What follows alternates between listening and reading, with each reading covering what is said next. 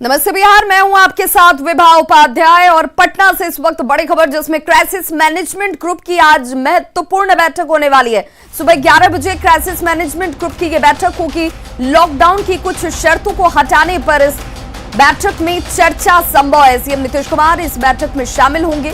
Deputy CM और तमाम अधिकारियों को भी इस बैठक में मौजूद रहना है। बैठक के बाद फैसले की घोषणा संभव मानी जा रही है। तो पटना से बड़ी खबर, आज क्राइसिस मैनेजमेंट ग्रुप की महत्वपूर्ण बैठक 11 बजे होने वाली है, जिसमें लॉकडाउन में छूट देने को लेकर के क्या कुछ रियायतें जो हैं वो सामने आ सकती हैं। कुछ शर्तों को हटाने पर चर्चा संभव मानी जा रही है। आज ये बैठक जो है सुबह 11 बजे मुख्यमंत्री नीतीश कुमार की अध्यक्षता में होने वाली है।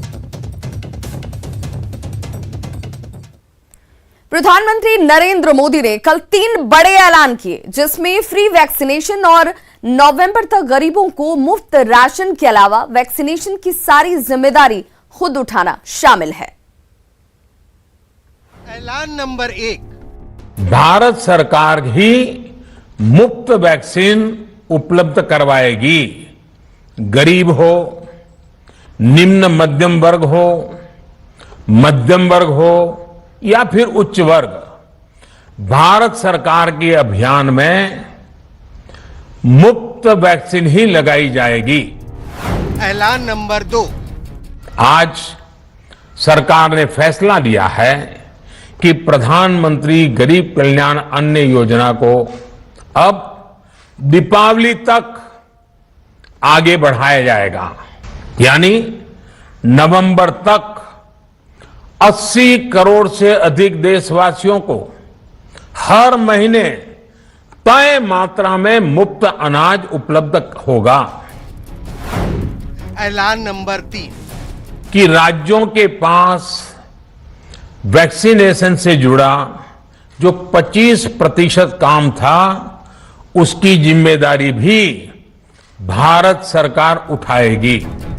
मेरे प्यारे देशवासियों, करीब 32 मिनट का था ये संबोधन, जिसमें देश के हर शख्स के मन की बात हुई। कोरोना की दूसरी लहर के बाद के सबसे बड़े ऐलान हुए। इस संबोधन के जरिए विपक्ष के उन आरोपों का जवाब भी दिया गया, जिसमें केंद्र की वैक्सीन नीति पर सवाल उठाए जा रहे थे।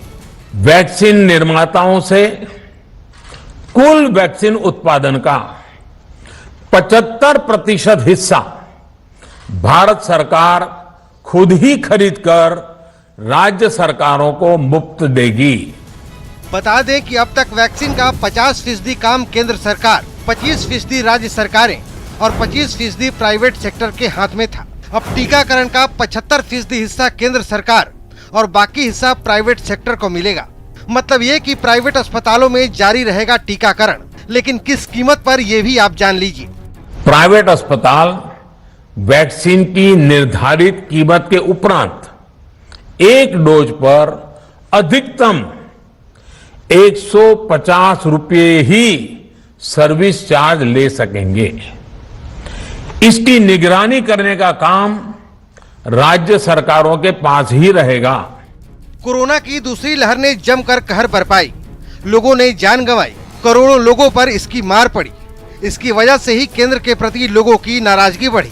लेकिन पीएम मोदी ने एक बार फिर साफ कर दिया कि लापरवाही की वजह से ही कोरोना ने पलटवार किया। साथ ही लोगों से कोरोना प्रोटोकॉल मानने की अपील की। कोरोना जैसे अदृश्य और रूप बदलने वाले दुश्मन के खिलाफ लड़ाई में सबसे प्रभावी हथियार कोविड प्रोटोकॉल है। मास्क, 2 गज की दूरी और बाकी सारी सावधानियां। प्रधानमंत्री ने एक बार फिर देशवासियों से अफवाहों से बचने की नसीहत दी और उन तमाम सियासतों पर भी लगाम लगाने की कोशिश की जो टीकाकरण को लेकर की जा रही थी। Bureau report, news 18 network.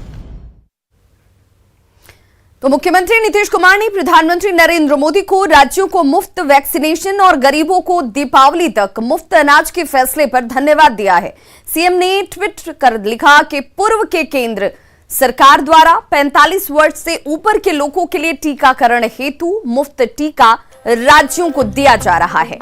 अब माननीय प्रधानमंत्री द्वारा 18 वर्ष से अधिक एवं 45 वर्ष से कम आयु वर्ग के सभी लोगों के टीकाकरण हेतु राज्य सरकारों को मुफ्त टीका उपलब्ध कराने एवं पिछले साल की तरह प्रधानमंत्री गरीब कल्याण अन्न योजना को दिवाली तक बढ़ाकर सभी राशन कार्डधारियों को मुफ्त राशन देने का फैसला उपयोगी एवं सराहनीय है।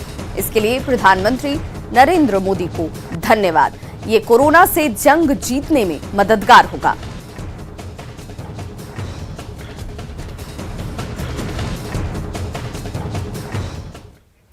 लॉकडाउन के दौरान बाजार में दुकानें बंद कराने को लेकर प्रशासन और